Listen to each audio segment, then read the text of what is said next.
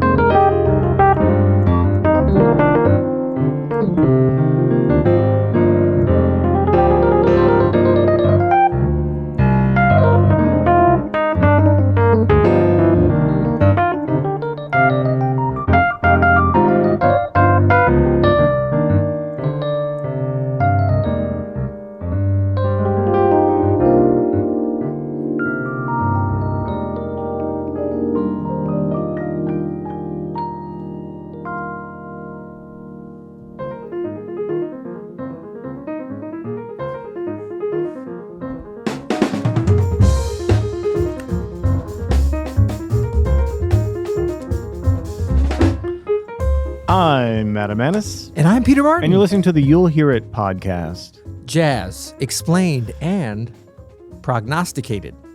I don't know what that means. I do not either. Prognosticated? I think I do. I think in my 45th year, I do have to go get that checked out, actually. I got to make an appointment. Happy 45th, by the way. Thank you. I got to make a prognosticate appointment with my doctor for sure. Boy. It's time. Please do not stop listening now. Yeah, we're getting smooth up in here today. I mean, this all started smooth. Right. And I'm getting my notebook out. We usually have notes. Yeah, I've been out of the pod. You've been out of the country. For about a week. And you went solo. I went solo before that, which was fun. But it's good to be back together. How you doing? It's great, man. Yeah, feeling good around here. Yeah. Missed you when you were gone, but glad you're back. How was the jazz cruise? All good? Jazz cruise was good. Yeah, man. Kenny Barron. How can I saw Kenny Barron within like 5 minutes of getting on the boat, and I was just like, that's Kenny Barron. How about man. that for some effortlessness?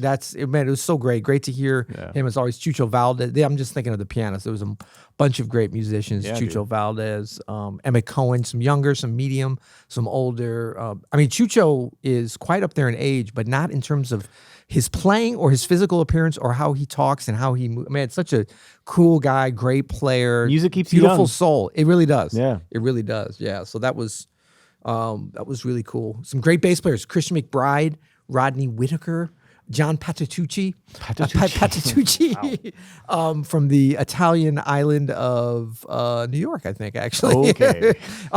So Patitucci, McBride, and John Clayton a hell of a lineup. Did a 3-bass. Hell of a lineup. There was a lot of interesting combinations, but they did a 3-bass situation concert. That's and amazing. It was so cool, man. They were like, 3-bass. I mean, it's such a corny kind of a potentially corny thing to try to do that. Yeah. But they pulled it off great. It was so interesting musically, like their sensitivity of playing, which, I mean, we talk about pianos. It's so rare we get to, we do it all the time here, but I mean, like an actual gig. But think about bass players. How often do they do that? Well, so it's so funny you mentioned that because McBride dropped a video with him and Edgar Meyer. I guess they're putting out an album. Right. Now that they've done a fair amount. They played a bunch together. Yeah. It's a pre-release, but it's hilarious because like the name is something like "Who's Gonna Play the Melody?" It's like what the name of the album or something is called. Right. It was really, man, those two together. That's magic, right there. Yeah. No, it was cool. And Rini Rosnes, I heard her. She had a great quartet. Underrated, amazing musician. Yeah, with Steve Wilson and Patitucci and Carl Allen. It was very inspiring. That's very inspiring. Cool. Yeah. Well, the boat today, rocking back and forth, not inspiring. Well, speaking about rocking back and forth, we're going to be doing quite a bit of rocking back and forth in our chairs, I predict today, because did you know? Get your fanny packs ready. Yeah, we're going to have 2 fanny pack episodes in a row. Really? Oh, yeah. I We got this one, and then we got don't give it away. We got a different one. To me. But did you know that 2024 is getting pretty smooth? Yeah, I did not. Full disclosure, my legal ramifications that I'm going to put out there. DeBossier say I must mention. Esquire says I must mention this for legal reasons. I think that's a real law firm in New Orleans. We got to be careful. That's our law firm. If anybody's going to sue us, it'll be DeBossier. I've heard of these guys. I think they're guys, mostly guys, for a while, but I just heard it right before we started. That's why we kind of played that vamp based upon something. I don't know if it's the one we're going to listen to, but we've had a lot of our listeners tell us to check out today's artist that we're going to be reacting to, Yussef Dayes. Yes. When we made our list of the top, I think we did top 5 records of 2024 for us. A lot of people in the comments, in fact, the most commented request or addition was Yussef Dayes' latest album called Black Classical Music. Actually, the comments came more like, you idiots, why are you sleeping on the South London scene? Yeah, the South London scene is taking off, and it's a lot with people like Yussef Dayes here. It has a lot to do with that. And I mean, this is really going to be, and something interesting we could probably talk about as well is how we are siloed in terms of like, I just wasn't really, I mean, I heard them, I think a little bit but not as much as obviously some people are into this. And so it's a good reminder for me to like figure out how, actually, to tell you the truth at this point, our YouTube comment section, and please comment on stuff that we're missing. We love, it's gold. There's gold in there. Totally. Like that's kind of the word of mouth that really helps 100%. us because we're all kind of sequestered. We're siloed. Like that's where I first heard about Jahari Stampley like a year ago. From our comment section. Yeah. And so, put your recs in there because we're always looking for recs. Not that we wouldn't have heard of this artist because Yussef Dayes has kind of blown up a little bit in the last year or so. Caleb knows about him and was telling us a little bit about the vibe too. Shout out producer Caleb. Producer Caleb here. But I thought we could just check it out. So one of the interesting things about this that maybe is kind of like a subtopic is that Yussef Dayes has made his sort of like career off of these amazing videos. Yeah. A lot of them are outside and some of them are at sunset. This one is at Joshua Tree. I love Joshua Tree. Shout out Joshua Tree. My favorite U2 album. But also a national park. In California, I believe. Not a lot of trees there, though. No, just one. Just the Joshua one. But this is a beautifully shot video. It's a beautiful sounding video. In fact, we were debating, was this played live? I say it's not. And you guys were like, it is. I guess if anybody in the band is watching or listening, let us know if you were playing live or what the sound. That's how ignorant I am. I'm just Peter says no. I say yes. But it would be tough. How could it be? Okay, well, let's play a little bit, and then we're going to do the immediate pause. Because I have a question for you about it. And this has nothing to do with the music at first. It's just going to be about the sound. I'm excited. Yeah.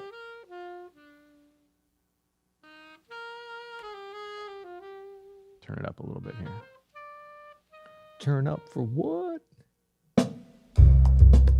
Okay, question. Yes. How could that possibly... the sound be so crisp and contained if they were outdoors with that miking setup? Look at that. There's no mics on. It looks like two mics on the drums. There's a kick and a snare and an overhead. Where's the kick? Where's the kick, Mike? You can see it down there on the bottom left. Okay, baby. But listen to that hi-hat. Listen to the bass. Okay, the bass could be direct or something. The bass and the keys are definitely direct. But it looks like that would be a lot to replicate. Yeah, okay. I think we convinced him. Caleb made a good point that it'd be harder to... But not play impossible. Along perfectly. Not impossible. I've done it before.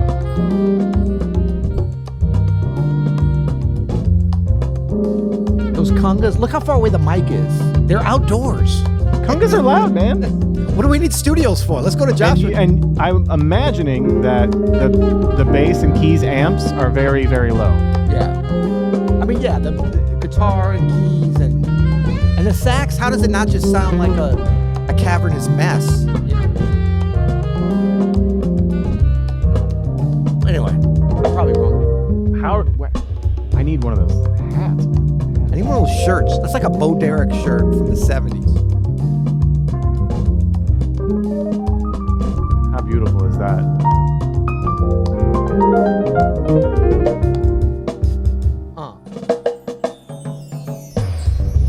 That was a little Terry on Gully feel there. Shout out Terry. Look at that bass drum. Look at that kick. Yeah. It's like a sacrificial orange drum. Is this 2024 or 1974?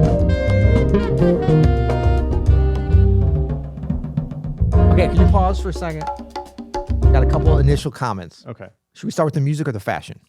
Either way, the gentleman at the keys is dressed exactly like my father was in every picture when I was a little kid in the 70s. When he's holding me like we're by the beach because we lived in Florida. Eclectic grandpa. Eclectic grandpa. Is that what that's called? No, really. That's shout out Bill Martin for how he dressed. No, but I mean, visually, this is amazing. The fashion, look at the sun the going instruments, down over the hills, man. Yeah, the sun. I mean, that's the timing of it, the symmetry. What about the groove? What about the groove? I mean, the groove is good. This is kind of this sounds like smooth jazz from. It reminds me of smooth jazz festivals I used to play in the early '90s. Totally. You know what I mean? Totally. Has that? Is that a good thing or is that a bad? It's just a thing, right? The kids are loving it. Kids it's just are a loving vamp it. from a little C minor to F minor.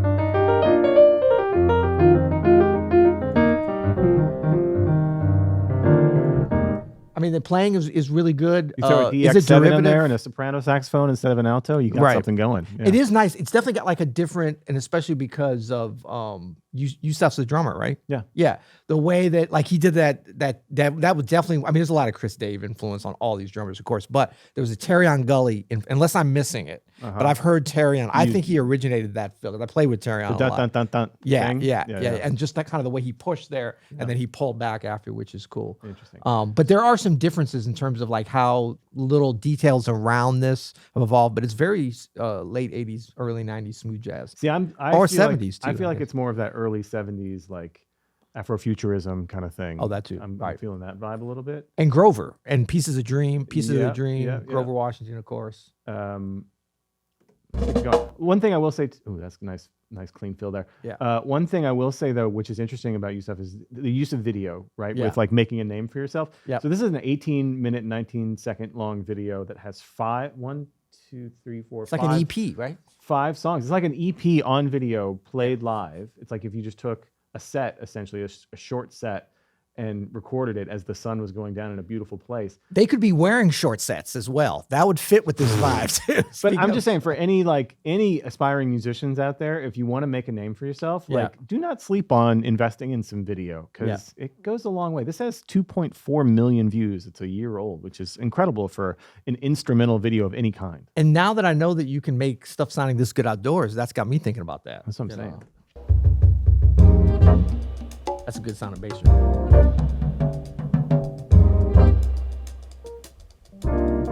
Lot of minor 11s.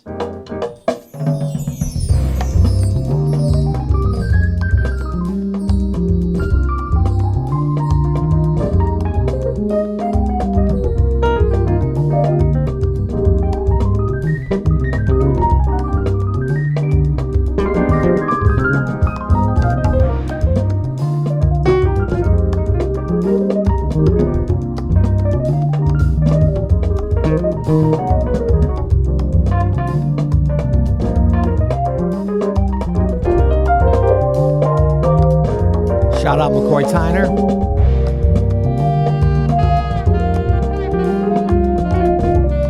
Shout out Grover Washington.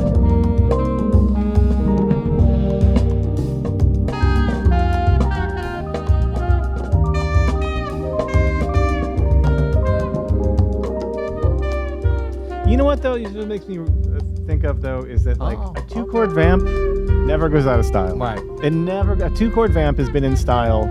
I like that little transition they made there. It's almost like a curated segue, like a DJ would do, you know? Are we getting close to the next one? Desert version, I like that. I want to hear the dessert version.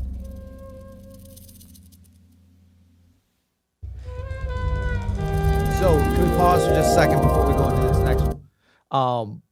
So just that segment, and I think there's definitely some diversity of like approaches, and we were teasing about the smooth jazz stuff. This is probably the smoothest part of this, I would imagine. But I would say, I would pose the question to you, Adam, and to our dear listeners. Is there an appeal, and at this time, kind of in the zeitgeist of whatever we're in 2024, kind of our times, the aesthetic, the sort of simplicity of the 2-chord vamp, like the way they're approaching the groove. Is there an appeal to that, to like almost like this is going back to simpler times? This is like a simple, not simple, but I mean, I don't know what the word yeah, kind of a simple, like very organic, like this is kind of the opposite of AI. This is the opposite of like automation and like TikTok scrolling by really fast. Is there an appeal for that? Yeah. Have they reached something with this? Well, I think that connected with people. I think so. Harmony is considered intellectual. That's the right. Aaron Parks has this great breakdown that melody is emotional. It's the heart. Rhythm is the body. It's dance. Yeah. And harmony is the intellect. Right. Yeah. Harmony is math. Harmony is a thinking person's sport. When you take harmony out of the equation, when you just do 1 chord or 2 chords, I think a spiritual element comes into play where we stop thinking about what's happening. Yeah. So famously, Love Supreme, right? You look at that, 1 or 2 chords on those songs. So what? So what? And you know, you call it modal jazz, but again, I don't know if that really covers what we're talking about. This exactly. is definitely very influenced by, I mean, the way they're playing by Coltrane. Yeah. That's what I hear a lot of, which is, you know, why I was thinking like more like late 60s, early 70s kinds of vibes. But just removing the harmonic aspect, removing anything that's clever, removing anything that's like dealing with overthinking or trying to be cute or structured or smart, and just like following your body and your heart into this melody and rhythm I think that's timeless. I think that is a spiritual kind of music that never goes out of style. And even though you can dress it up in different ways, which this definitely has this sort of earthy vibe, obviously, with how they look, how they're playing, where they are, like that aspect of it is, to me, like, it's to the pure source when you can eliminate all that stuff. Now, this is coming to someone who loves harmony, so I'm not like slagging harmony. I love it. I agree with what you're saying, but then the one thing that's a little off-putting to me is that they're improvising, at least on this segment. I mean, we heard, you know, some sax improvisation and keyboard improvisation, and certainly drum, you know, improv throughout in terms of, like, you know, the architecture of going through this vamp and, you know, with the fills and different things. But the way that they're improvising is very, very expected, like very formulaic, actually. You know, just in terms of the way they lean into, like, going between the Dorian. You know, even when, like, the keys player is kind of, you know, we kind of went up to that. Yeah, and then, you know, which is like, that's fine that you're going to, you know, formulate harmonic areas, but even the way that they're improvising, like, there's nothing, like we talk about Coltrane or something, there's nothing like really challenging with this. It's very soothing. What do you want to hear out of that? Do you want to hear something different? Or? No, I'm just wondering, maybe this is a time when people want to be soothed. And look, we're going to go to the segue, and maybe that's supposed to be the more challenge. Maybe this is the part that's just supposed to be just vibe. Like, this is like music. If a DJ was playing, you're having a drink, you're talking to someone, it's very pleasing. You know, it's definitely not love. It's well done. It's not Love Supreme in that it's like, this is a statement to be like, you know, a very strong, in your face kind of declaration. Right. It definitely doesn't have that aspect, which is the difference, I think, between, I hear what you're saying there, where it's just more like, let's chill, let's smoke a little bit, let's, you know. Is this weed smoking music? Maybe that's a question. 1000%. So can you get the full appreciation for it without smoking weed? Serious question. Yeah. Like, is there certain things like, yo, you can't hear it unless you are smoking weed? Is there a heightened sense of awareness? If I were chilling with friends and we were like just chilling, doing whatever, maybe not smoking weed, whatever. Yeah. I would definitely put this on. This would be like a perfect ambiance setter for sure. Yeah. Don't you think? Or just driving around. Ambiance, so is it background music then? Well, everything is background music. If you no, if you a Love Supreme. It's very, even if you hate it, love it, or in between. To me, that kind of recording is like, you have to really be anti music and art to not pay attention to it. Okay, so the other thing is, I'm not hearing. There was kind of a melody, right? But it wasn't super long or strong. You know what I mean? So it's like smooth jazz. Maybe you have to improvise more melodically or down the middle for it not to be. Is this getting in your way at all? In the background. No, it's not. Right. Yeah. So I don't know. I just think maybe this is a time when people are wanting stuff that's more chill, more in the background, less challenging, you know. Yeah. And it's just something for us to think about as jazz players, as we develop and you know, develop different things. Not that we're like, whoa, you know, licking our fingers and seeing where the wind is blowing. But I think that's how things like smooth jazz, like, how did that term come about? How did that, like listen, like even like the greatest Grover Washington, and I remember hearing him live, and I always think of like smooth. For some reason, I always gravitate towards him sort of being the one, like that represents that crown prince of smooth jazz. Yeah. But there is something there because he was definitely influenced by Coltrane, by Cannonball Adderley, 100%. But there was an element to there was the dance element first of all, but there was also the element of it starting to go a little bit in the background. It can work in the background at least. Yeah, I don't know. Let's just check out a little more. We've only listened to like 3 minutes. Now, the visual element is interesting because that makes you really pay attention. Well, but it's everything. For my ladies. When you make art, everything counts as what you're presenting here on the subject. And so this visual element is no accident. This is what Yussef Dayes wants to project with their art, with their music, and the visuals are a huge part of this. Organic, earthy, brown, green, dust.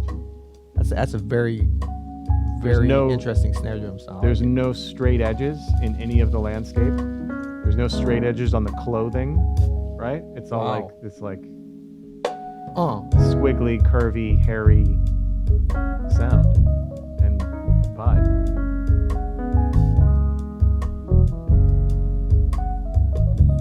There's a little bit of even the hat is curved. I was just looking at his hat. I thought it was pointing at the top.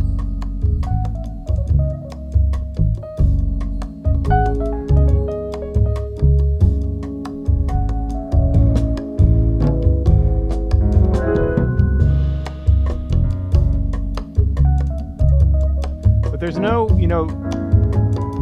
no singable melody. Right. It's all the melodies that are there are vibey melodies. And that's okay. Yeah, it's totally fine.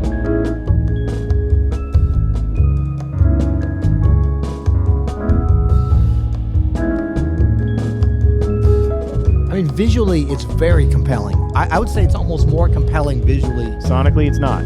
Right. Is that what you're saying? Well, it's not that it's not. It's just much more compelling with the visual. Like, this is not a concert footage. Okay, pause for just a second, please. This is what I mean by predictable. Like, where that wind tree came in or whatever was exactly like, I remember doing smooth jazz with some really top level, some of the best in the business, percussionists, and like that's exactly where it come. Like, it was going to come there, and I'm not saying it's a good or bad thing, but it's a predictable thing. You know what this reminds me of? This reminds me of like mid '70s Marvin Gaye almost, right? Doesn't it have like a But that I Want You kind of vibe. Totally. Remember that album? But when the wind tree would, what is that called? Wind tree. Wind chime. Wind chime tree. Yeah. Wind chime tree. I don't know. There's a tree element because one goes from one end to the other. It's definitely a tree. Look at that. But when that happened on like I Want You, or any of that, the classic records, and not that it was the very first time, but that was some of the first time you heard that. Yeah. That's what set this up. So now we're like 50 years later. Yeah. And so then it does become a little bit derivative at a certain point. But maybe to this generation, it isn't. It's this like what's old is new right? again. Like they're hearing Leve and they're like, oh, that's great. Even though, for us, it's like. But are they to smooth jazz what Leve is to like Chet Baker, to actual jazz singing? Mid-century pop. Yeah.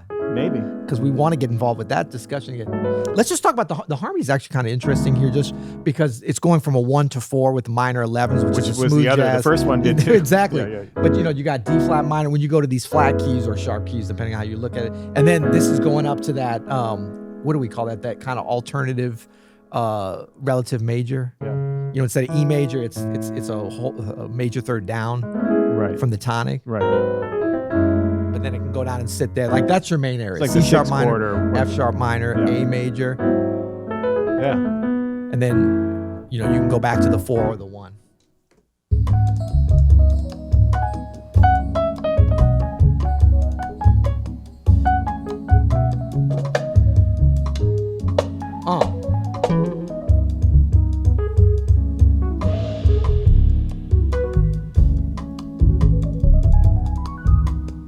Nice pentatonic work there.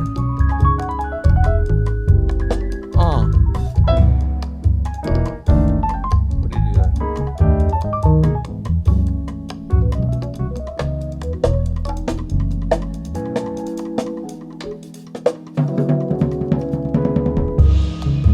So it's a lot of there's pretty complex improvisational interaction going on, but it's basically rhythmic. It's not, I mean, the harmony, he's taking it out a little bit, but it's basically based on rhythmic interaction.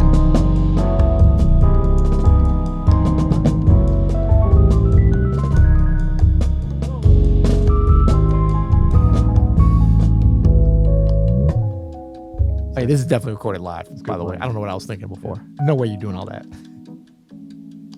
It would just be so much work to try to figure that out. Yeah. It's a nice solo. All right, that's Yussef Dayes featuring Elijah Fox. For my ladies. For the ladies. I think we got the vibe. Thanks, everybody, for the suggestion for the Yussef Dayes. I'm glad we finally She's my lady. checked it out. Should we go out on this? What's that one?